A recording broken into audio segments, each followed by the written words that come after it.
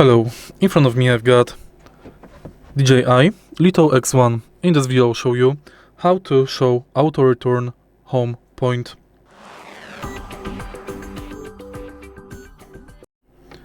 To activate auto return home point, let's go to DJI Fly app and go to settings. In safety, find auto return settings and find show AR home point. Switch it to enable or disable this function. If you find this video helpful, please leave like, comment and subscribe.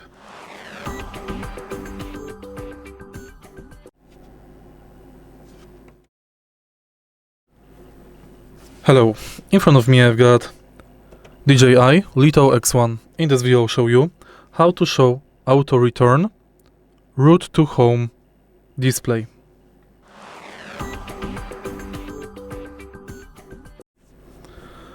In the beginning, let's go to DJI app and next go to settings.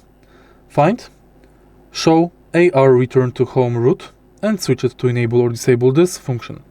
When enabled, an aircraft is in Auto RTH.